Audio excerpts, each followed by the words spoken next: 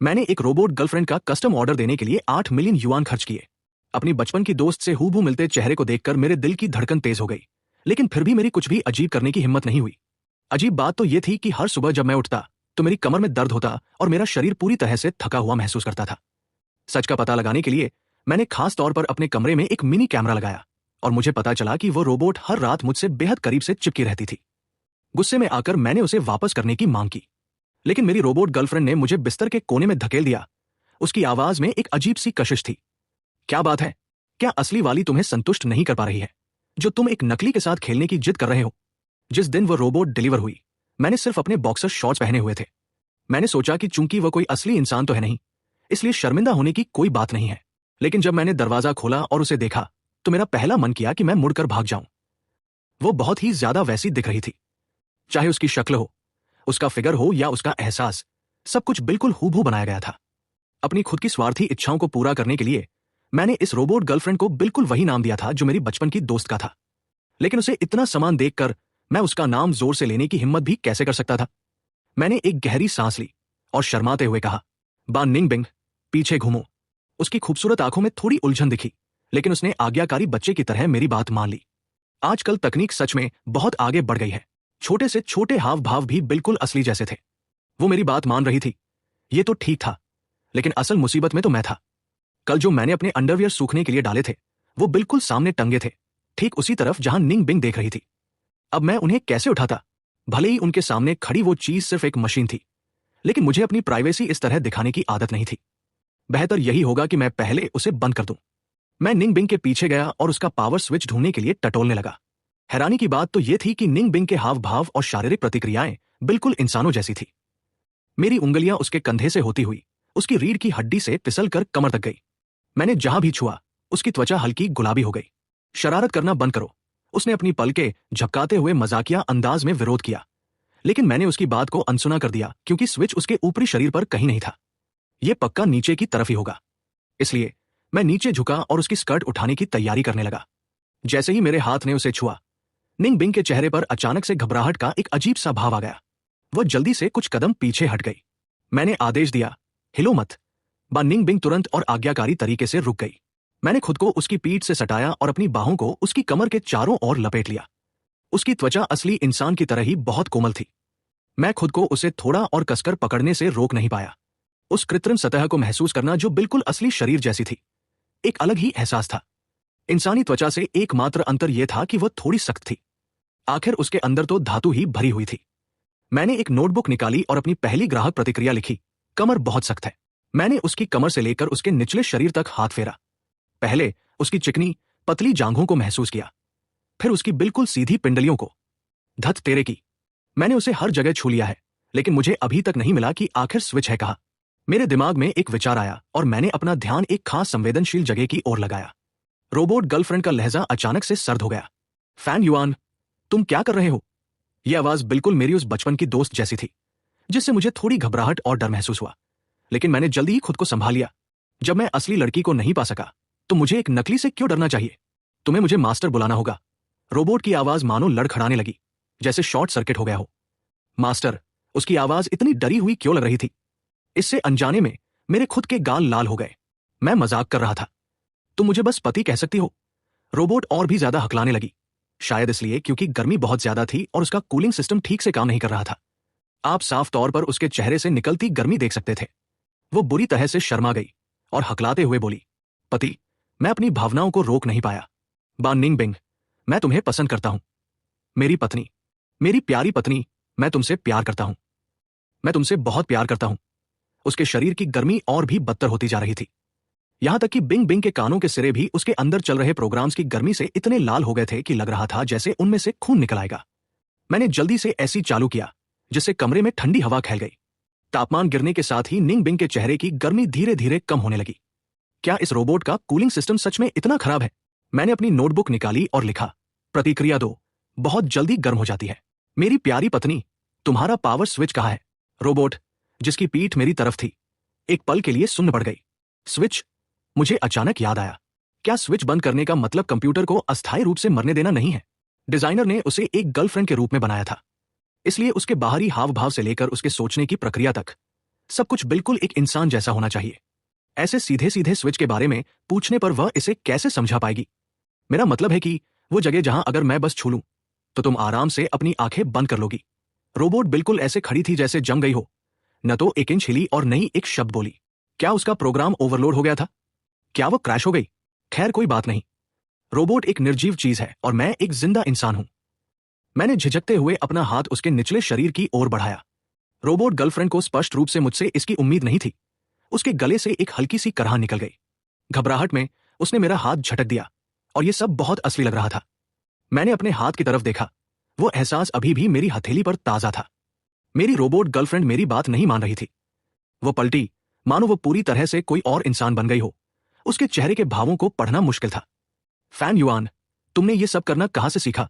मेरी पहली प्रतिक्रिया ये थी कि इस रोबोट का भाषा प्रोग्राम बहुत ही शानदार तरीके से डिजाइन किया गया है।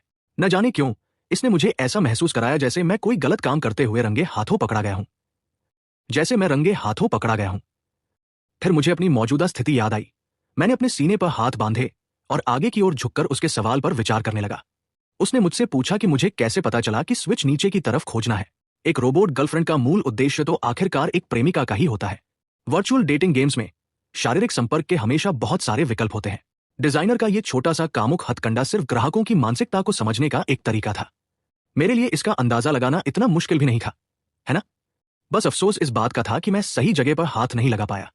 आखिरकार मेरा पिछला स्पर्श थोड़ा सा फैला हुआ था और इससे पहले कि मैं ये महसूस कर पाता कि बटन कहाँ है, उसने पहले ही मुझे झटक दिया था। जब मुझे ये बात समझ में आ गई तो मेरा आत्मविश्वास वापस लौट आया। मैंने खुद इसका अंदाजा लगाया। तो क्या मैं तुम्हारा मास्टर हूं? तुम्हारी मेरी आज्ञा न मानने की हिम्मत कैसे हुई? पीछे घूमो। निंग बिंग आज्ञाकारी तरीके से पीछे घूम गई। मुझे नहीं पता कि यह सिर्फ मेरी कल्पना थी या नहीं, लेकिन निंग बिंग की आंखों में एक पल के लिए झुंझलाहट की झलक दिखाई दी। लेकिन अभी तो तुमने कहा था कि तुम मेरे पति हो। अब अचानक से तुम मेरे मास्टर कैसे बन गए? धत तेरे की। उसके मुंह से पति शब्द सुनकर मेरे दिल की धड़कन फिर से तेज हो गई। मैं हकलाया। मास्टर का मतलब पति भी होता है। निंग बिंग ने आगे कुछ नहीं कहा। अभी जो कुछ भी हुआ उसके बाद मुझे उसे टटोलते रहने में बहुत शर्म आ रही थी। उसे बंद करने का मेरा प्लान फेल हो चुका था, इसलिए मुझे कोई और तरीका सोचना पड़ा। बेहतर यही होगा कि मैं उसे सीधा आदेश दूं। अपनी आंखें बंद करो, उसने आज्ञाकारी तरीके से जवाब दिया। ठीक है। मैं झुका और चुपके से उसके पास से गुजरते हुए खिड़की से अंडरवियर का पूरा ढेर इकट्ठा कर लिया। डेवलपर ने मुझे एक बार बताया था कि एक रोबोट अपने मास्टर की आज्ञा का कभी उल्लंघन नहीं कर सकता। इसलिए मुझे अपनी रोबोट गर्लफ्रेंड, जिसकी आंखें कसकर बंद थी, की तरफ अपनी पीठ मोड़ना पूरी तरह से सुरक्षित लगा। मुझे जरा भी चिंता नहीं थी कि वह झाकेगी। तुम अब अपनी आंखें खोल सकती हो। बिंग बिंग के अपनी आंखें खोलने के बाद उसकी नजरें हर जगह भटक रही थी और जैसे ही मेरी नजर उससे मिली उसने तुरंत दूसरी तरफ देख लिया। क्या हुआ मेरी प्यारी पत्नी? तुम्हारी आंखों को क्या हो गया है? उसने अपना गला साफ किया। कुछ नहीं। मैंने अपनी नोटबुक निकाली और एक और बात लिख दी। अस्वाभाविक आंखों की हरकतें। अचानक वीचैट का एक नोटिफिकेशन बजा। मैंने इसे देखने के लिए खोला। यह मेरे रूममेट ली शिन का था, जो बिल्कुल आपात स्थिति में था। बूढ़ा वो आज हाजिरी ले रहा है। जल्दी क्लास में आओ। मैंने जो जगह किराए पर ली थी वो विश्वविद्यालय के ठीक बगल में थी, इसलिए यह बहुत दूर नहीं थी, लेकिन बाहर बहुत गर्मी थी। साथ ही मुझे आखिरकार अपनी पत्नी के साथ अकेले रहने का मौका मिला था। मैं एक भी सेकंड बर्बाद नहीं करना चाहता था। क्या तुम मेरी आवाज की नकल करके मेरी तरफ से जवाब दे सकते हो? मेरे अच्छे दोस्त ली शिन ने एक ऐसे आदमी के मीम के साथ जवाब दिया जिससे हत्या करने का इरादा झलक रहा था। लेकिन सबको खड़े होकर क्लास के सामने एक कविता सुनानी है। मेरे पास हार मानकर अपना सामान बैकपैक में भरने के अलावा कोई चारा नहीं था। पत्नी, मुझे क्लास में जाना है। एक अच्छी लड़की बनना और घर पर मेरा इंतजार करना। बाहर भागने मत जाना। बा निंग बिंग ने आज्ञाकारी ढंग से सिर हिलाया। मैं तुम्हारा इंतजार करूंगी। पति, यह डेटिंग का अनुभव बिल्कुल सही था। यह पैसा बहुत अच्छी तरह से खर्च हुआ था। मैं खुद को उसके गाल पर चूमने से नहीं रोक पाया, फिर जोर से दरवाजा बंद किया और चला गया। जैसे ही मैं क्लासरूम में पहुंचा, प्रोफेसर ने हाजिरी लेनी शुरू कर दी। मैंने राहत की सांस लेते हुए अपनी छाती थपट पाई। ली शिन अपने एक हाथ पर ठुड्डी रखे पूरी तरह से उबा हुआ था और दूसरे छात्रों को कविता सुनाते हुए सुन रहा था। कितनी शर्म की बात है। क्या शर्म की बात है? हमारी क्लास को पड़ोसी विभाग के क्लास 2 के साथ मिला दिया गया है। मुझे उम्मीद थी कि आज निंग बिंग से मुलाकात होगी, लेकिन उसकी रूममेट ने कहा कि उसकी हड्डी टूट गई है और उसने पूरे 1 महीने की छुट्टी ले ली है। बा निंग बिंग की हड्डी टूट गई। इससे पहले कि मैं इस खबर को समझ पाता, मैंने अचानक ली शिन को हैरानी से हाँफते हुए सुना। मैं थोड़ा और करीब झुका। उसकी नजर का पीछा करते हुए देखा कि बा निंग बिंग रोशनी के विपरीत हमारी तरफ चल रही थी और ली शिन के ठीक बगल वाली सीट पर बैठ गई। इसका कोई और कारण नहीं था, बस इतना था कि मैं क्लास के लिए लेट था और केवल आगे की पंक्ति ही बची थी। ली शिन ने वफादारी के खातिर मेरे साथ वहां बैठने का कष्ट उठाया था। अब चूंकि बा निंग बिंग लेट थी, इसलिए उसे अनिच्छा से उसके बगल में बैठना पड़ा। ली शिन ने मुझे चुपके से मैसेज किया, क्या वो बिल्कुल ठीक नहीं है? मैंने लापरवाही से जवाब दिया, शायद क्लास छोड़ने के लिए बस कोई बहाना बनाया होगा। लेकिन अचानक अपना मन बदल लिया, इसलिए वो आ गई। आखिर वो विभाग की टॉपर है। ली शिन हैरान था। यहां तक कि टॉपर छात्र भी प्रोफेसरों से झूठ बोलते हैं। बा निंग बिंग एक शानदार छात्रा थी, जो लगातार राष्ट्रीय प्रतियोगिताओं में प्रथम स्थान प्राप्त करती थी। इतने उत्कृष्ट छात्र का यह कहना कि उसे टूटी हुई हड्डी के लिए 1 महीने की छुट्टी चाहिए, शैक्षणिक सलाहकार के पास उस पर विश्वास न करने का कोई कारण नहीं था। मैंने बा निंग बिंग को देखने के लिए अपना सिर थोड़ा घुमाया। उसका अभी भी वही ठंडा, उदासीन व्यवहार था, पूरी तरह से सामने चल रहे लेक्चर पर केंद्रित। भले ही यह सिर्फ एक महत्वहीन सामान्य शिक्षा की क्लास थी, मैंने एक आह भरी और घर पर अपनी वर्चुअल पत्नी को याद करने लगा। जाहिर है उनके चेहरे बिल्कुल एक जैसे थे, लेकिन उनके व्यक्तित्व में जमीन आसमान का अंतर था। जाहिर है मैं उस वाले को तरजीह दूंगा जो वास्तव में मुझे प्रतिक्रिया देती है। क्लास के बाद निंग बिंग मुड़ी, अपना सामान पैक किया और चली गई। क्या मैं सिर्फ ज्यादा सोच रहा हूं? मुझे ऐसा क्यों लग रहा है कि बा निंग बिंग तुम्हारे प्रति पहले से कहीं ज्यादा ठंडी है? मुझे ये बात समझ में नहीं आई। क्या उसने हमेशा मेरे साथ ऐसा व्यवहार नहीं किया है? फैन युआन, तुम्हें क्या हो गया है? आंखों वाला कोई भी इंसान देख सकता है कि निंग बिंग तुम्हारे साथ बहुत कोमल है। सच में? मैंने एक पल के लिए इस पर विचार किया। वो सभी के प्रति विनम्र थी, मिलनसार लगती थी, लेकिन हकीकत में उसने एक बहुत बड़ी दूरी बना रखी थी। ली शिन को अलविदा कहने के बाद मैंने अपना बैग उठाया और पूरे रास्ते दौड़ता हुआ घर गया। जैसा कि मुझे उम्मीद थी, बा निंग बिंग सोफे पर आज्ञाकारी ढंग से बैठी थी। डाइनिंग टेबल पर बहुत ही स्वादिष्ट दिखने वाला खाना रखा था। मैं हैरान रह गया। तुमने ये बनाया है? बा निंग बिंग के होठों पर एक मुस्कान आ गई। मैं उसकी तरफ दौड़ा और उस पर झपट पड़ा, उसकी पतली कमर को कसकर गले लगाया और मीठी बातें करने लगा। पत्नी, तुम सबसे अच्छी हो। उसके बाद मैं मुड़ा और एक कटोरी और चॉपस्टिक लेने के लिए रसोई में गया, उस स्वादिष्ट भोजन का आनंद लेने के लिए तैयार। बा निंग बिंग ठीक मेरे पीछे खड़ी थी, नीचे की ओर झुकी हुई थी। उसने अपने हाथ मेरे दोनों कोहनियों के पास काउंटर पर रखे, अपना सिर मेरे कान के पास लाई और धीरे से बोली, तुम बस मुझे इस्तेमाल करते हो और फेंक देते हो।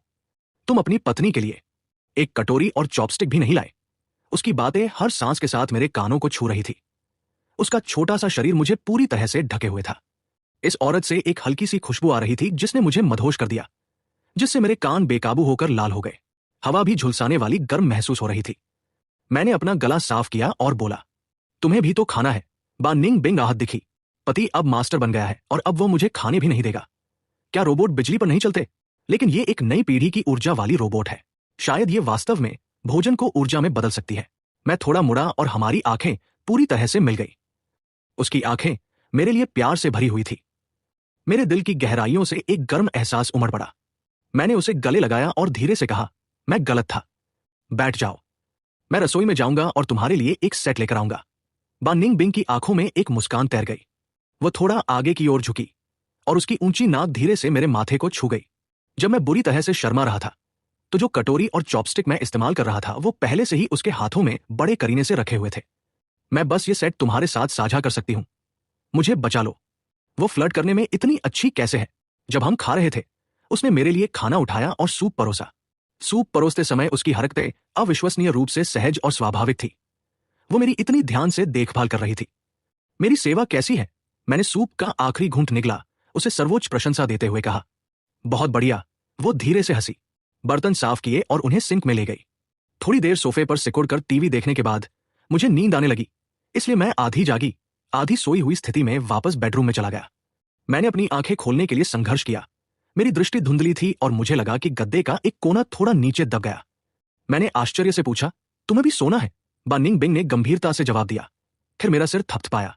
क्या तुम मेरे साथ किसी गुलाम की तरह व्यवहार करते हो? मुझे इतनी नींद आ रही थी कि मेरी आंखें बंद हुई जा रही थी। मैं कुछ बकवास बड़बड़ा रहा था। बा निंग बिंग साफ सुनने की कोशिश करने के लिए मेरे होठों के करीब झुकी, लेकिन मेरे पास जागे रहने की कोई ताकत नहीं बची थी और मैं सीधे सो गया। अगली सुबह जब मैं उठा तो मैं सचमुच एक मारमोट की तरह चीख पड़ा, क्योंकि मेरी सोने की मुद्रा बिल्कुल बेशर्मों वाली थी। मैं बा निंग बिंग के चारों ओर एक ऑक्टोपस की तरह लिपटा हुआ था। बा निंग बिंग मेरी तीखी चीख से जाग गई। उसने भौहें सिकोड़ी, मुझे चिंता से देखा और पूछा, बुरे सपने वाली औरत, तुम मेरा बुरा सपना हो। लेकिन जब उसने भौहें सिकोड़ी तो वो बहुत खूबसूरत लग रही थी। पूरे 3 सेकंड तक उसकी खूबसूरती में खोए रहने के कारण मुझे बहुत शर्मिंदगी महसूस हुई। मैं ठीक हूं, मैंने राहत की सांस लेते हुए अपनी छाती थपथ पाई। मैं ठीक हूं। मैंने राहत की सांस लेते हुए अपनी छाती थपथ पाई। तुम मेरे बिस्तर पर क्यों हो? पूरे कमरे में सिर्फ एक ही बिस्तर है। अगर मैं यहां नहीं सोऊंगी तो और कहां सोऊंगी? मैंने सोफे की ओर इशारा करते हुए भ्रमित होकर पूछा। क्या सोफा खाली नहीं है? मैं स्पष्ट रूप से महसूस कर सकता था कि बा निंग बिंग का मूड अचानक खराब हो गया है। उसके चेहरे पर एक काली छाया सी छा गई, लेकिन वह बिल्कुल भी क्रोधित नहीं थी। इसके बजाय उसने अपनी कमर पर रखे मेरे पैर के साथ अपना हाथ फेरा, मेरी कमर तक ऊपर खिसकते हुए, मुझे सहलाते हुए, जब तक कि मेरा पूरा शरीर गर्म और झुंझुनाहट महसूस न करने लगा। तभी वो धीरे धीरे बोली, जिसमें शिकायत का स्वर था। तुमने मुझे पहले ही पत्नी कह दिया है, फिर भी तुम चाहते हो कि मैं सोफे पर सो जाऊं। मुझे बचा लो। वो बहुत अच्छी है। मैं अपना नियंत्रण खोने वाला हूं। अचानक मेरा फोन बजा। मैंने अपना फोन उठाया और स्क्रीन पर एक संदेश पॉपअप होते देखा। यह किसी ऐसे व्यक्ति का संदेश था जिसका नाम प्यार के लिए बहुत देर हो चुकी है था। क्या साथ में खाना खाने का समय है? बा निंग बिंग ने करीब झुककर अपनी आंखें सिकोड़ते हुए इसे देखा। ये कौन है? एक स्क्रीन नाम जिसका कोई संपर्क विवरण सहेजा नहीं गया था। मुझे पूरा आधा मिनट लगा, लेकिन मैं अभी भी याद नहीं कर पाया कि ये कौन था। प्रोफाइल तस्वीर को करीब से देखने पर यह एक महिला थी जो फूलों का गुलदस्ता लिए हुए थी और डिस्प्ले विंडो में एक सफेद शादी की पोशाक को घूर रही थी। हे भगवान, ये क्या बकवास है? क्या यह मेरे रूममेट यांग ताइवे की कुछ महीने पहले की ब्लाइंड डेट नहीं है? वो मुझे अब क्यों ढूंढ रही है और मैं इसे नजरअंदाज भी नहीं कर सकता था। पिछली बार मैं खुद को रोक नहीं पाया और उसे एक जोरदार थप्पड़ जड़ दिया था। यांग ताइवे एक अच्छा छात्र है, हमारे हॉस्टल का सबसे मेहनती लड़का। उसका हमारे विषय में सबसे अधिक जीपीए है। सक्रिय रूप से प्रतियोगिताओं में भाग लेता है और अच्छे अंक प्राप्त करता है। यदि वह अपना वर्तमान प्रदर्शन बनाए रखता है तो प्रत्यक्ष प्रवेश मास्टर कार्यक्रम सूची में उसके लिए एक स्थान लगभग निश्चित है। उसके पिता उसकी जल्दी शादी कराने पर अड़े हुए हैं। ब्लाइंड डेट की तारीख उसके परीक्षा कार्यक्रम से टकरा गई और चूंकि उसकी अपने बूढ़े पिता की बात टालने की हिम्मत नहीं थी, इसलिए उसे यह कठिन काम मेरे जैसे एक नेक दोस्त को सौंपना पड़ा ताकि मैं उसकी जगह जा सकूं।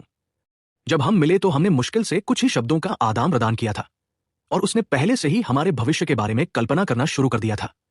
तुम्हें काम करने की कोई जरूरत नहीं होगी, बस हर महीने अपनी पूरी तनख्वाह मुझे दे देना और हमारे छोटे से परिवार की देखभाल करना। मुझे बहुत गुस्सा आया। मैं वास्तव में हंसा, अपनी कार की चाबियां निकालते हुए। अगर मेरे पास उस तरह का पैसा होता तो क्या मेरी कार को बनाए रखना बेहतर नहीं होता?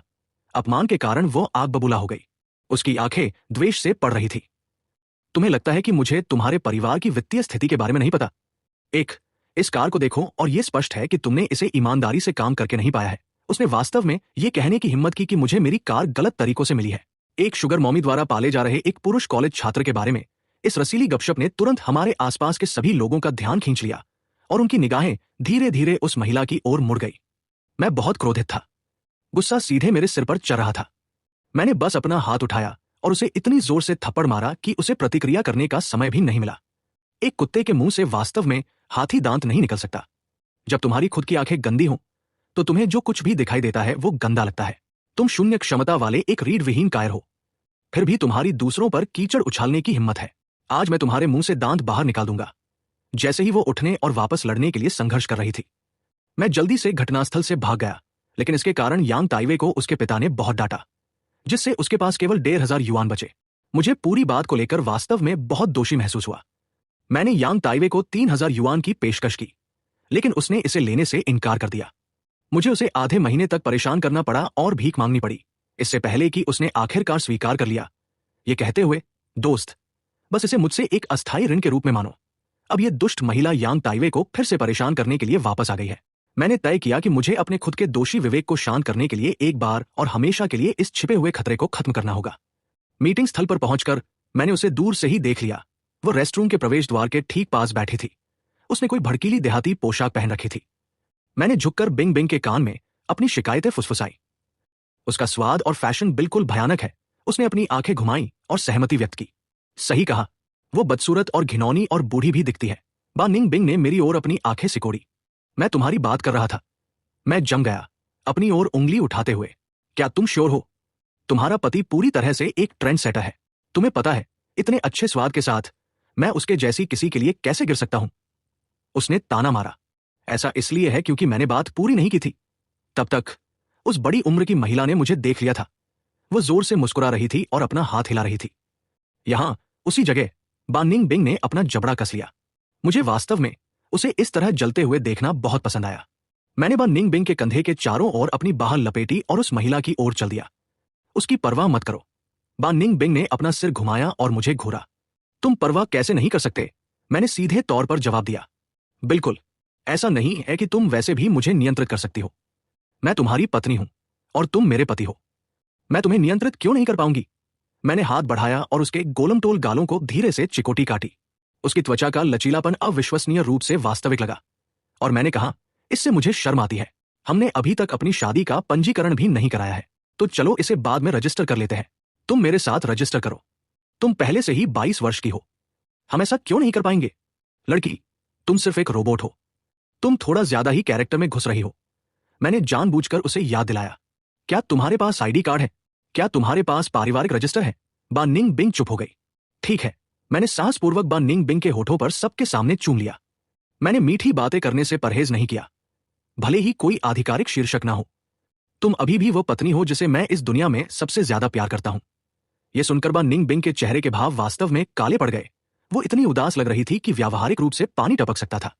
मेरे पास इसके बारे में बहुत गहराई से सोचने का दिमाग नहीं था, क्योंकि वो घिनौनी महिला पहले ही मेरे और बा निंग बिंग के पास आ चुकी थी और अपने फेफड़ों की पूरी ताकत से चिल्ला रही थी। तुम मेरे साथ डेट पर हो और किसी दूसरी औरत को साथ लाने की तुम्हारी हिम्मत कैसे हुई? रुको, एक सेकंड रुको मोहतरमा। तुम्हारे साथ डेट पर कौन जाना चाहता है? क्या तुम्हें कोई भ्रम है? उस ब्लाइंड डेट ने एक धमाके के साथ मेज पर अपना हाथ मारा। क्या तुम्हारे पिता ने नहीं कहा था कि तुम मुझे डेट करने के लिए तैयार हो? यह सुनकर बा निंग बिंग ने अपना सिर झुकाया और मुझे घूर कर देखा। मेरे पिता अंधे हैं और तुम बेवकूफ हो। तुम दोनों की जोड़ी एकदम सही है। तुम दोनों एक साथ जाकर क्यों नहीं रहते? मुझे बहुत खेद है चाचा ताइवे के पिता। मेरे प्यारे पिता वास्तव में अंधे नहीं हैं। मेरे पिता दुनिया के सबसे महान, सबसे अच्छे और सबसे प्यार करने वाले पिता है। मैंने चुपचाप अपने दिल में पश्चाताप किया। महिला अभी भी लगातार इस मुद्दे पर अड़ी हुई थी। तुम्हें अभी मेरी शर्तों के बारे में नहीं पता है। मेरे परिवार को विध्वंस मुआवजे में 800,000 से अधिक युआन मिले हैं और हम एक व्यवसाय चलाते हैं जिससे आसानी से साल में 1 लाख से अधिक की कमाई होती है। यदि ऐसा नहीं होता कि तुम सुंदर हो तो तुम्हें मेरे साथ कभी कोई मौका भी नहीं मिलता। मैं हंसते हंसते लगभग मर ही गया था। 800,000। मैंने बा निंग बिंग को खरीदने के लिए 8 मिलियन से ज्यादा खर्च किए। उसकी तथाकथित शर्तें मेरे बगल में खड़े रोबोट की कीमत के बराबर भी नहीं थी। फिर भी उसने मेरे सामने कोई बहुत बड़ी हस्ती होने का नाटक करने की हिम्मत की। क्या उसकी मरने की इच्छा है? उसने मेरे पीछे देखने के लिए अपनी गर्दन घुमाई। तुम्हारी कार कहाँ है? मुझे क्यों नहीं दिख रही? मुझे पता था कि तुम बस मुझे डराने की कोशिश कर रहे थे। अगर मैं जाकर तुम्हारे पिता से नहीं पूछती तो मैं लगभग मूर्ख बन जाती। अब जब मैंने तुम्हें रंगे हाथों पकड़ लिया है, उसने अपना पूरा शरीर बा निंग बिंग की ओर झुका लिया। यह ब्लाइंड डेट वाली महिला मेरी पत्नी के ठीक सामने मुझे चुराने पर तुली हुई थी। मैंने एक गहरी सांस ली, अपनी चिढ़ को दबाने की कोशिश की और अपने लहजे को विनम्र रखने की पूरी कोशिश की। देखो मोहतरमा, ये मेरी गर्लफ्रेंड है। तुम्हारे और मेरे बीच बिल्कुल कुछ नहीं चल रहा है। मैंने केवल वीचैट पर तुम्हें जोड़ने के लिए सहमति दी थी, मैरिज सर्टिफिकेट पर हस्ताक्षर करने के लिए नहीं। अगर तुम्हारे भ्रम इतने गंभीर हैं तो मैं तुम्हें डॉक्टर को दिखाने की सलाह देता हूं। अगर मेरे पिता ने तुमसे कोई वादा किया था तो बस उसे उनकी बकवास समझो। वे अपनी जान से ज्यादा पैसे को महत्व देते हैं और उनकी दृष्टि अविश्वसनीय रूप से संकीर्ण है। उन्होंने मुझे कुछ घंटे पहले ही तुमसे मिलवाया था। उन्होंने यहां तक कहा कि तुम्हारी स्थितियां मेरी तुलना में बहुत बेहतर है। इस भोजन का खर्च मैं उठाऊंगा। मेरे पिता अभी भी अपने सुनहरे दौर में हैं। अगर तुम्हें कुछ चाहिए तो जाकर उन्हें ढूंढो। तुम्हारे और मेरे बीच कोई चांस नहीं है, कोई चांस नहीं। मुझसे खाने के लिए बाहर चलने को कहना बंद करो। मैं इसे संभाल नहीं सकता। मैंने बा निंग बिंग को कसकर पकड़ रखा था, जो फटने के कगार पर थी, और पूरी स्थिति को मैंने अकेले ही संभाला। उसकी एकमात्र भूमिका एक मानव बिलबोर्ड के रूप में कार्य करने की थी। इससे वो बहुत दुखी हुई। जैसे ही मैं घर पहुंचा, मैंने तुरंत यांग ताइवे को यह खुशखबरी दी। यांग ताइवे इतना भावुक था कि वो लगभग रो पड़ा। फैंग युआन, चाहे कुछ भी हो जाए, मुझे तुम्हें भोजन कराना ही होगा। मैंने एक शांत धूप का चश्मा वाले मीम के साथ जवाब दिया। कोई समस्या नहीं। अपना फोन दूर रखते हुए मैंने कुछ नए खरीदे गए कपड़ों से मूल्य टैग फाड़ दिए, उन्हें बड़े करीने से चिकना किया और फिर उन्हें अपने सूटकेस में मोड़ कर रख दिया। बान निंग बिंग, जो इधर उधर दौड़ धूप करने में व्यस्त थी, मेरे कपड़े टांग रही थी। उसने अचानक मुझे अपना सूटकेस बंद करते हुए देखा। क्या तुम वापस हॉस्टल जा रहे हो? नहीं, एक दोस्त ने मुझे खाने के लिए बाहर बुलाया है। तुम्हें सिर्फ खाने के लिए बाहर जाने के लिए कपड़े पैक करने की जरूरत है। हाँ, आमतौर पर बहुत व्यस्त रहता हूं, इसलिए हमारा बाहर घूमना दुर्लभ होता है। इसका कपड़े पैक करने से क्या लेना देना है? मैंने अपने हाथों को अपने कूल्हों पर रखा और हंसा। वास्तव में मुझे इसके लिए तुम्हें दोष देना चाहिए। बा निंग बिंग भ्रमित लग रही थी। इसका मुझसे क्या लेना देना है? बिल्कुल, इसका तुमसे क्या लेना देना है? बान निंग बिंग की घृणित चकाचौंध को नजरअंदाज करते हुए मैंने उससे एक अच्छी लड़की बनने और घर पर मेरा इंतजार करने को कहा। फिर दरवाजा जोर से बंद किया और चला गया। जब हम खाना खा चुके तो हम एक केटवी गए और इतनी मस्ती की कि मैं सुबह 3 बजे तक घर नहीं पहुंचा। मैंने अपनी भारी आवाज का इस्तेमाल किया और पुकारा, पत्नी बान निंग बिंग। घर आ गया। निश्चित रूप से बान निंग बिंग अभी भी जाग रही थी। वो मेरे कमरे से बाहर निकली। मुझे एक गिलास पानी डालते समय उसका चेहरा काला पड़ गया था। काफी देर से बाहर थे, है ना? मैंने थोड़ी सी शराब पी ली थी, इसलिए मेरा सिर थोड़ा चक्कर खा रहा था। मैं इसे दोबारा नहीं करूंगा। तुम्हारी आवाज को क्या हुआ? ऊंचे सुरों पर गा रहा था। मैं जीत गया। बान निंग बिंग मेरे कान के पास धीरे से हंसी। उसकी गर्म सांस मेरे कान को पंख की तरह गुदगुदा रही थी। खुद पर काफी गर्व महसूस कर रहे हो, है ना? यह देखकर कि मैंने एक अलग पोशाक पहन रखी थी। उसके चेहरे के भाव अचानक खट्टे हो गए। तुमने अपने कपड़े क्यों बदले? क्या तुमने उन्हें फेंक दिया? वो तनावग्रस्त दिख रही थी। मैं उन्हें क्यों फेंकूंगा? मैंने उन्हें केटीवी पर छोड़ दिया। ठीक है, क्या मैं अभी भी कपड़े नहीं पहने हुए हूं? बान निंग बिंग का चेहरा अविश्वसनीय रूप से गंभीर लग रहा था। ये कपड़े वो नहीं है जो तुम अपने साथ ले गए थे। ये ली शिन के हैं। मैंने उसके कपड़े पहने थे और उसने मेरे। ये सुनकर कि ये एक आदमी का नाम है, बान निंग बिंग ने अंततः राहत की सांस ली। मेरा चेहरा पोंछने के बाद उसने मेरे हाथ पोंछे। तौलिया नीचे रखते हुए वो मेरे कमरे में गई और एक पल बाद पजामा का एक साफ सेट लेकर बाहर आई। मैंने दोनों हाथों से अपनी कमर पकड़ ली। तुम मेरी पैंट उतार कर क्या कर रही हो? बान निंग बिंग ने अपने होंठ सिकोड़ लिए। तुमसे शराब की बदबू आ रही है। जल्दी करो और बदल लो। मैं खुद कर लूंगा। मैंने अपनी भारी पलकों को खोलने की कोशिश की, लेकिन असफल रहा, इसलिए मैंने बस अपनी आंखें बंद रखी और अपनी पैंट उतारने की कोशिश की। बान निंग बिंग ने मेरे हाथ पकड़ लिए। बाथरूम उधर है, मैं तुम्हें ले चलूंगी। मैंने सुस्ती से सिर हिलाया और बदलने के लिए बाथरूम की ओर चल दिया। कुछ कदमों के बाद मैं हर जगह लड़खड़ा रहा था। चिंतित होकर बान निंग बिंग ने मुझे बाथरूम में सहारा दिया।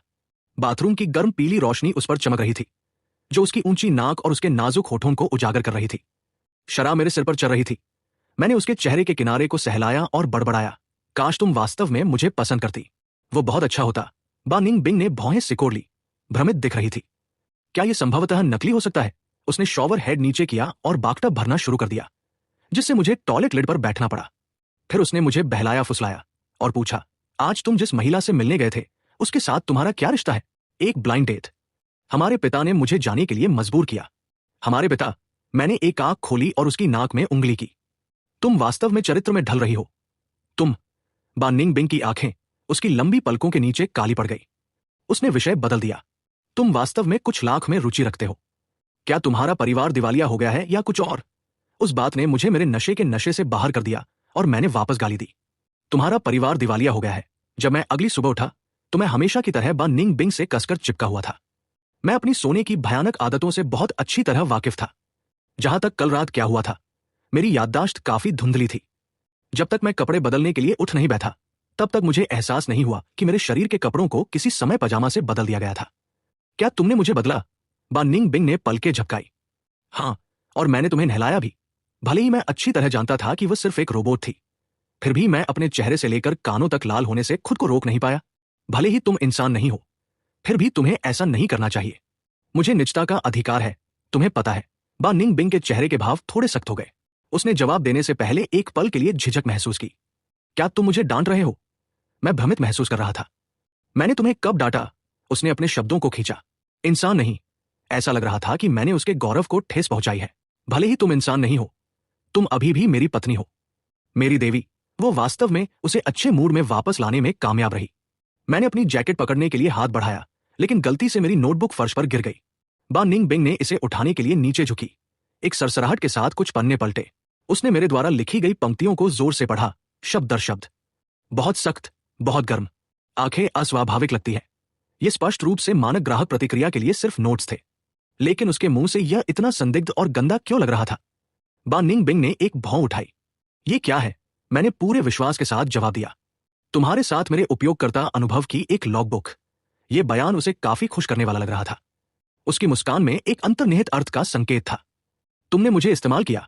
ऐसा कुछ लिखने की हिम्मत कैसे की? यह अविश्वसनीय रूप से मोहक क्यों लग रहा था? कुछ छूने और गले लगाने के अलावा मेरे मन में कभी भी बान निंग बिंग के साथ सीमा पार करने का कोई विचार नहीं आया था। लेकिन मैं अभी भी उसकी छाती की ओर नीचे देखने से खुद को नहीं रोक पाया। उसकी टकटकी से रंगे हाथों पकड़े जाने पर मैंने कुछ अजीब सी हंसी निकाली। मैंने उस दिन तुम्हारा साइज चेक करने के लिए तुम्हारे कपड़े वापस खींचे थे। बिल्कुल भी छोटा नहीं है, बेहतरीन डिजाइन। बा निंगबिंग का चेहरा काला पड़ गया। क्या तुम दूसरी औरतों के साथ भी इसी तरह से हाथ पाव मारते हो? मैंने झटपट अपनी बेगुनाही का बचाव किया। बिल्कुल नहीं, मैं कोई ठरकी नहीं हूं। बा निंगबिंग ने इस बात पर जोर दिया। तो तुम्हारी सच में कोई और औरत है? मुझे समझ नहीं आ रहा था कि मैं हंसू या रोऊं। तुम्हें हमेशा लोगों के फंसने के लिए जाल बिछाना क्यों पसंद है? मैं तुम्हें पहले ही बता चुका हूं कि मेरी कोई और औरत नहीं है। कोई और नहीं है। वो इस जवाब से बहुत संतुष्ट लग रही थी। उसने मेरे सिर को सहलाने के लिए हाथ बढ़ाया और फिर मेरे लिए नाश्ता बनाने के लिए खड़ी हो गई। क्लास के बीच ब्रेक के दौरान मेरे रूममेट गपशप करने के लिए इकट्ठे हो गए। कुछ ही दिनों में वे एक टेनिस मिक्सर की मेजबानी कर रहे हैं। क्या तुम लोग जाकर इस हाइप को देखना चाहते हो? नहीं, बहुत गर्मी है। कौन जाने, वहां कुछ हॉट लड़कियां हो सकती हैं। तुम बहुत बोरिंग हो। अगर हम सुंदरता की बात कर रहे हैं तो क्या बा निंगबिंग से ज्यादा खूबसूरत कोई है? मैंने इस बात पर सहमति जताते हुए दोनों हाथ खड़े कर दिए। सिर्फ लोगों को गेंद मारते हुए देखने के लिए धूप में इतनी दूर तक जाना, घर जाकर एसी चालू करने और मेरी देवी को छूने से तुलना नहीं की जा सकती थी। बिंग बिंग की बात करें तो वो हाल ही में एक बिल्कुल अलग इंसान की तरह हो गई है। रातों रात एक कोमल लड़की से एक ठंडी बॉस लेडी में बदल गई है। तुम्हारा क्या मतलब है? जैसे वो अब मुश्किल से ही अपने दोस्तों से बात करती है। क्या तुम्हारी जानकारी सटीक भी है? मैंने सुना है कि हाल ही में वह रात में लोगों को पकड़ रही है और पूछ रही है, मास्टर कहाँ है? मास्टर कहाँ है? सुंदर लड़कियों की सच में कुछ अनोखी पसंद होती है, वास्तव में मास्टर स्विंड रोल प्ले में। लेकिन जैसे ही मैंने मास्टर शब्द सुना, मेरे दिल की धड़कन रुक गई। मर गया। मुझे मत बताना कि बा निंगबिंग मुझे ढूंढने स्कूल आ रही है। अगर बा निंगबिंग को पता चला कि मैंने छुपकर एक रोबोट का कस्टम ऑर्डर दिया है जो बिल्कुल उसके जैसी दिखती है, तो मैं परिणामों की कल्पना भी नहीं कर सकता। लेकिन अभी सबसे अहम बात बा निंगबिंग की लोकेशन कंफर्म करना है। आखिरकार यह सिर्फ मेरा अनुमान है। अगर मैंने गलत अनुमान लगाया तो हर कोई खुश है कि पूरी दोपहर मैं चिंता में डूब रहा था। मैंने बमुश्किल क्लास पूरी की। यांग ताइवे और ली शिन ने मुझे अंदर देखा। फैन युआन, क्या तुम फिर से हॉस्टल नहीं जा रहे हो? मैंने जबरदस्ती हंसते हुए कहा। आह, तुम लोगों की तरह ही कुछ दिनों में वापस आ जाऊंगा।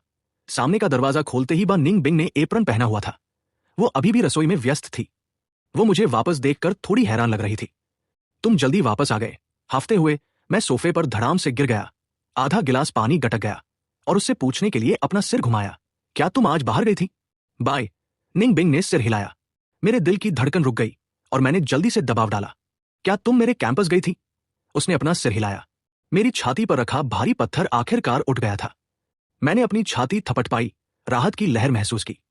ऐसा लग रहा था कि बा निंगबिंग हाल ही में सच में मास्टर सर्वेंट गेम खेल रही थी, यहां तक कि अपनी ठंडी छवि भी बनाए हुए थी। यह दयनीय, दुखद और ईमानदारी से कहूं तो थोड़ा डरावना था। भले ही मेरा कस्टम रोबोट ऑर्डर करना शुरुआत में कोई सामान्य बात नहीं थी, लेकिन वह स्पष्ट रूप से मुझसे भी बड़ी सनकी थी। बा निंगबिंग ने मेज पर कटोरे और चॉपस्टिक रखे और लापरवाही से पूछा, फैन युआन, क्या तुम मुझे पसंद करते हो? इतनी गर्मजोशी वाली और सक्षम लड़की, उसे कौन पसंद नहीं करेगा? पैसे खर्च होने के अलावा उसमें कोई खामी नहीं थी। मैंने पोर्क बेली का एक टुकड़ा उठाया, चबाते हुए जवाब दिया, बिल्कुल करता हूं। तो फिर उस जूनियर का क्या जिसने तुमसे अपने प्यार का इजहार किया? उसने अपना फोन पकड़ा जिसमें अंडर क्लासमैन के कन्फेशन मैसेज दिख रहे थे। क्या मैंने पहले ही उसे मना नहीं कर दिया? और पड़ोसी कॉलेज के उस स्पोर्ट्स गाय का क्या? मेरे टाइप का नहीं।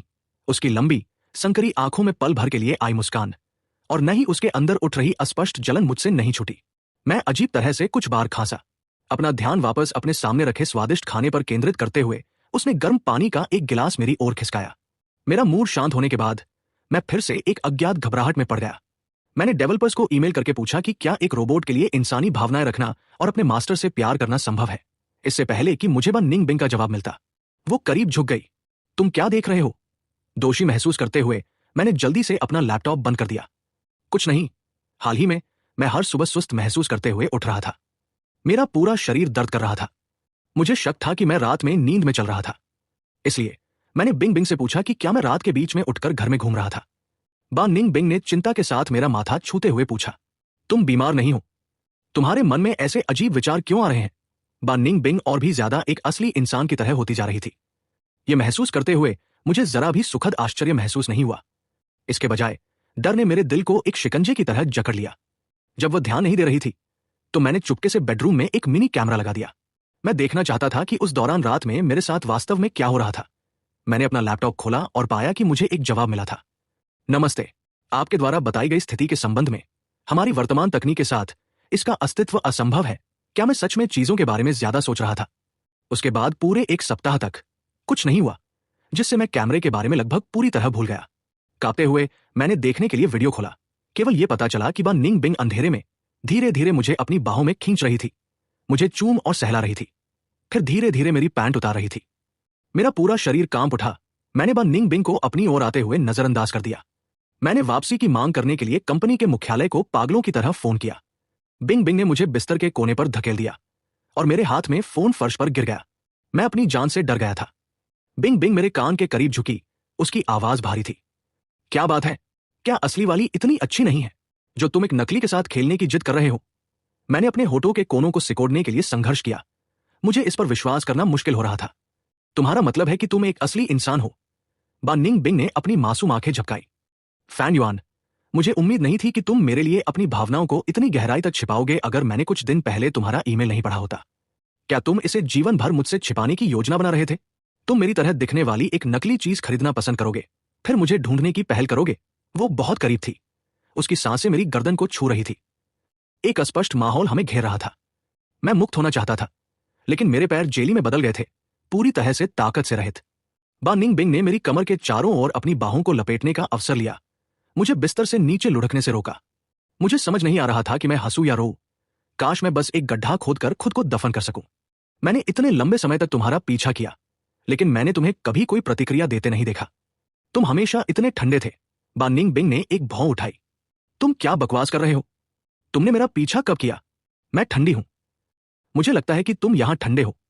मुझे अभी भी विश्वास नहीं हो रहा था कि मेरे सामने जो इंसान है वो असली है, जिसके लिए मैं दिन रात तरसता था। मैंने उसके शरीर पर एक स्विच टटोलते हुए हाथ बढ़ाया। झूठी, तुम निश्चित रूप से एक नकली हो। छूना बंद करो। बान निंग बिंग धीरे से करहा उठी। उसकी आंखों में जुनून की लहरें उमड़ रही थी, जिन्हें मैं समझ नहीं पा रहा था। छूते रहो और तुम्हें खुद लगाई हुई आग बुझानी पड़ेगी।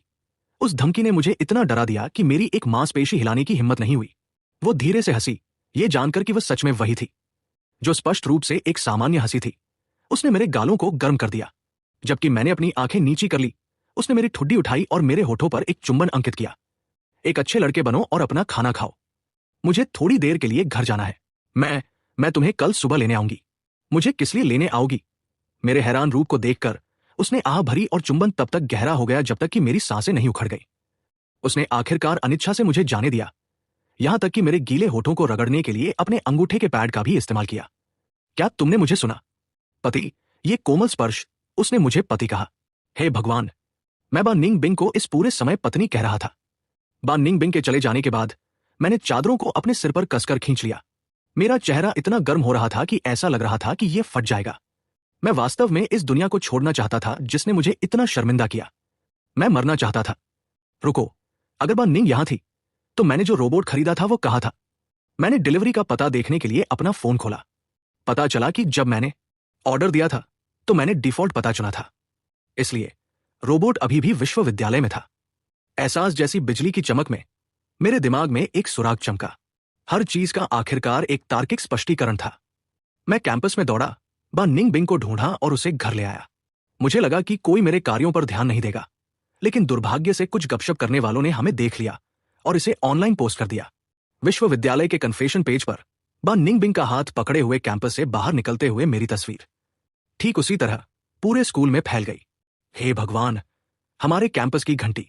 यहां क्या हो रहा है? ऐसा लगता है कि लड़का पहल कर रहा है। मेरे रूममेट्स ने हमारे डॉर्म ग्रुप चैट में मुझे पागलों की तरह टैग किया और चिल्लाए, फैंग युआन, क्या वो तस्वीर में तुम हो? धत तेरे की, तुमने बान निंग बिंग को कब से पटा लिया? मैं कड़वाहट से हंसा। सब कुछ विस्तार से समझाना मुश्किल था। यांग ताइवे ने मेरी तरफ से उत्साह बढ़ाया। मुझे हमेशा तुम पर विश्वास था। फैंग युआन और बान निंग बिंग वास्तव में स्वर्ग में बनी जोड़ी है। ली शिन ने भी सहमति व्यक्त की।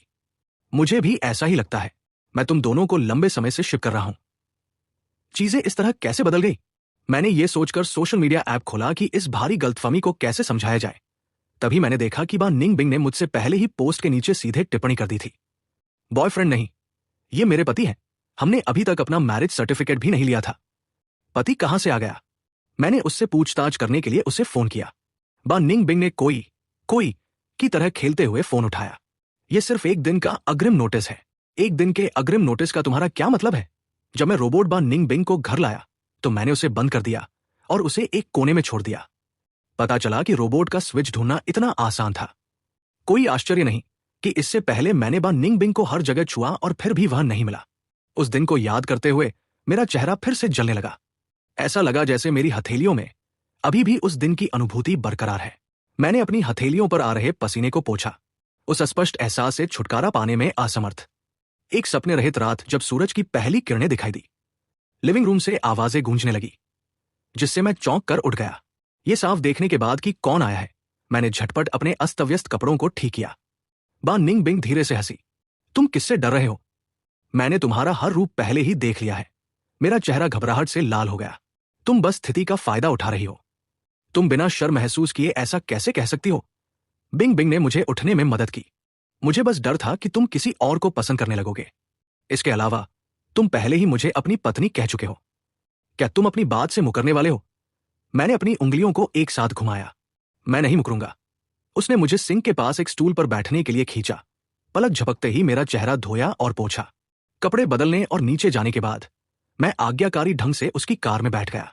हमारी मंजिल पर पहुंचकर मैंने अपने सामने बड़े चमकीले लाल अक्षरों को देखा और वहीं बेहोश होने ही वाला था। Civil affairs bureau. बा निंग बिंग ने मुझे दयनीय आंखों से देखा। तुम नहीं चाहते? मैं इतना चिंतित था कि मेरी जुबान लड़खड़ा गई। नहीं, मेरा वो मतलब नहीं था। चलो फिर अंदर चलते हैं। लेकिन मैं अपने साथ कुछ नहीं लाया। बाय। निंग बिंग ने पलकें झपकाई और लापरवाही से विवाह पंजीकरण के लिए आवश्यक दस्तावेज निकाले। तुम्हें क्या लगता है मैं कहाँ गई थी? घर। मेरा मुंह खुला का खुला रह गया। मेरे माता पिता ने वास्तव में बस लापरवाही से घर का रजिस्टर उसे सौंप दिया था। मेरा आईडी कार्ड यही है, जिस लड़की का मैंने 10 सालों से सपना देखा था। ठीक उसी तरह मेरे साथ हमारे विवाह को पंजीकृत करने के लिए कंधे से कंधा मिलाकर चली। अवास्तविकता की एक अचानक भावना मुझ पर छा गई। मैंने उसका हाथ कसकर पकड़ा और उसने मेरा हाथ तब तक वापस दबाया जब तक कि हम दोनों लाल पुस्तिकाओं को अपने हाथों में पकड़े हुए नहीं थे। मुझे अभी भी लग रहा था कि सब कुछ एक सपना है। जब उस रात सोने का समय हुआ तो मैं जल्दी से चादर के नीचे छिप गया। पति, आज हमारी सुहाग रात है। क्या तुम कुछ भूल गए? बा निंग बिंग की परछाई को धीरे धीरे करीब आते हुए देखकर मैं खुद को पीछे हटने से नहीं रोक पाया। लेकिन फिर मुझे एहसास हुआ कि अब वो मेरी पत्नी है। मुझे क्या छिपाना है? इसलिए मैंने अपना सिर उठाया, शांत दिखने की कोशिश की। मैं भूला नहीं हूं। उसके आदरणीय और गंभीर चुंबन मुझ पर बरसने लगे, जिससे मेरे शरीर में बिजली का एक सुन्न करने वाला झटका दौड़ गया, रीढ़ की हड्डी तक। छिपो मत। मैंने चुपचाप उसे देखा। वो मुस्कुराई, मेरी आंखों को ढकते हुए। उस चीज को उतार दो। मुझे ठीक ठीक पता था कि वो किस चीज का जिक्र कर रही थी, लेकिन मैंने जानबूझकर पूछा, क्या उतार दूं? बेवकूफ मत बनो, है ना? हर चुंबन के बीच उसने बुदबुदाया, पति अभी भी बहुत जिद्दी है। ऐसा लगता है कि मुझे तुम्हें तब तक चूमना पड़ेगा जब तक तुम नरम नहीं पड़ जाते और सच नहीं बता देते। मेरे कानों में घंटी बज रही थी। मेरी दृष्टि सफेद हो गई। मैं अब और बर्दाश्त नहीं कर सका। अपनी सांसें लेने के लिए उसे दूर धकेलना चाहता था, लेकिन उसने मुझे अधिकारपूर्वक वापस खींच लिया। तुम इसे उतारने वाले हो या नहीं? अगला चुंबन उतरते हुए देखकर मेरा शरीर शिथिल पड़ गया। मैं इसे उतार दूंगा। मैं इसे उतार दूंगा। ठीक है, लेकिन वो बहुत दुष्ट थी। मुझे इतनी गंदी बातें कहने के लिए बहला फुसला रही थी, फिर भी मुझे छोड़ने से इनकार कर रही थी। अंत में बिंग बिंग ने अपनी उंगलियों को मेरी उंगलियों में फंसाया, लापरवाही से पूछने का नाटक करते हुए, क्या तुम्हें याद है कि तुमने उस नोटबुक में क्या लिखा था? मेरा दिमाग अभी पूरी तरह से खराब हो गया था। मुझे कैसे याद रह सकता है? मुझे याद नहीं है। मेरी आंखों को चकाचौंध होते देखकर उसने मेरी कमर के चारों ओर अपनी बाहें लपेटी, सुझाव देते हुए, तुम कहां देख रहे हो? तुम क्या देख रहे हो? डॉन, तुम्हारी हिम्मत कैसे हुई अपने मास्टर को देखने की? मेरा चेहरा तुरंत टमाटर की तरह लाल हो गया और मैंने कमजोरी से उसे मुक्का मारा। मुझे रिफंड चाहिए। बा निंग बिंग की साइड स्टोरी। जब मैं 10 साल की थी, फैंग युआन पड़ोस में रहने आया। बस एक नजर में मुझे इस पोर्सलिन डॉल जैसे लड़के से प्यार हो गया। उसने कहा कि वो मुझे मिडिल स्कूल से पसंद करता था, लेकिन असल में मैं उसे उससे कहीं ज्यादा लंबे समय से पसंद करती थी जितना उसने मुझे पसंद किया था। मैं बस इसे छिपाने में अच्छी थी। मैंने पहल क्यों नहीं की अपनी भावनाओं को व्यक्त करने की? अंततः ऐसा इसलिए था क्योंकि मैं परिणाम सहन नहीं कर सकती थी। अगर उसने मुझे अस्वीकार कर दिया तो और अधिक लड़कियां सक्रिय रूप से उसका पक्ष जीतने की कोशिश कर रही थी, और मैंने खुद से कहा कि मैं बस बैठकर मरने का इंतजार नहीं कर सकती। मुझे पता था कि उस समय उसने जो घर किराए पर लिया था वो विश्वविद्यालय से बहुत दूर नहीं था, इसलिए मैं वहां जाना चाहती थी और उसके सामने अपनी भावनाओं को स्पष्ट करना चाहती थी। जैसे ही उसने दरवाजा खोला, हमारी आंखें मिली। उसकी आंखों में अब सामान्य दूरी नहीं थी। इसके बजाय वहां एक न छुपने वाली खुशी थी। उसके गाल सेब की तरह लाल हो गए। मुझे समझ नहीं आया कि उसने मुझे पलटने के लिए क्यों कहा, लेकिन मैंने वैसे भी ऐसा किया। फिर भी ठीक उसके बाद जो हुआ वो पूरी तरह से मेरे नियंत्रण से बाहर हो गया। एक लड़के ने वास्तव में मुझे हर जगह हाथ लगाने की हिम्मत की। मुझ पर हर जगह हाथ लगाने की हिम्मत की। मुझे उसके छूने से घृणा नहीं थी। मुझे वास्तव में इसमें बहुत मजा आया, लेकिन मैं चीजों को नियंत्रण से बाहर नहीं होने दे सकती थी। शरारत करना बंद करो। एक बार जब मैंने ऐसा कहा तो निश्चित रूप से वो हिलना बंद हो गया, लेकिन फिर मुझे पछतावा हुआ। क्या मैं बहुत कठोर थी? सच्चाई ने साबित कर दिया कि मैं बहुत ज्यादा सोच रही थी। उसने वास्तव में मेरी स्कर्ट उतारने की कोशिश करने की हिम्मत की। चौंक कर मैं उसे रोकने के लिए कुछ कदम पीछे हट गई। वह चिल्लाया, हिलो मत। मैंने उसे करीब आते महसूस किया। उसकी बाहें मेरी कमर के चारों ओर कसकर लिपटी हुई थी। मेरी सांसें भारी हो गई, जैसे कि मैं उसकी कोमलता में डूब जाना चाहती थी। मुझे एहसास हुआ कि वह मेरा ध्यान मेरे एक निश्चित संवेदनशील हिस्से पर केंद्रित कर रहा था। यह सोचकर कि मैं बस फिर से पागल हो रही हूं, मैंने अपना गला साफ किया और पूछा, फैन युआन, तुम क्या कर रहे हो? फिर भी वह बोल पड़ा, तुम्हें मुझे मास्टर बुलाना होगा, मेरे दिमाग को पूरी तरह से अराजकता में डालते हुए। तो वो इस तरह के रोल प्ले में था। फिर बहुत जल्दी उसने अपनी धुन बदल दी और मुझे उसे पति कहने के लिए कहा। मुझे बहुत खुशी हुई। मैं उससे पूछना चाहती थी कि क्या यह सच है, लेकिन उसने मुझे हरा दिया और मेरे सामने अपने प्यार का इजहार किया। पता चला कि वो भी मुझे पसंद करता था। मेरा दिल तुरंत असीम खुशी से भर गया। बहुत जल्दी उसने मुझसे एक बहुत ही अजीब सवाल पूछा, पत्नी, तुम्हारा स्विच कहाँ है? मुझे बिल्कुल समझ नहीं आया, लेकिन उसके स्पष्टीकरण ने मुझे बिजली के बोल्ट की तरह चौंका दिया। क्या यह बिल्कुल वैसा ही था जैसा मैं सोच रही थी? उसके ठीक बाद उसने मुझ पर अपनी चाल चली। एक अजीब अनुभूति मेरे टेलबोन पर एक सुन्न कर देने वाला करंट भेजते हुए सीधे मेरे सिर के ऊपर तक। मैं एक कराहन नहीं रोक पाई और उसका हाथ झटक दिया। मुझे गुस्सा आने लगा। उसे ये तरकीबें किसने सिखाई? उसकी एक्स गर्लफ्रेंड ने। मैं हमेशा उस पर कड़ी नजर रख रही थी। अगर उसकी कोई गर्लफ्रेंड होती तो कोई तरीका नहीं था कि मुझे पता न चले। मैं कल्पना नहीं कर सकती थी कि वह किसी अन्य महिला के साथ इस तरह की चीजें कर रहा है। मैंने उस पर दबाव डाला कि उसने इसे कहां से सीखा और उसने कहा कि उसने इसे खुद ही समझ लिया है।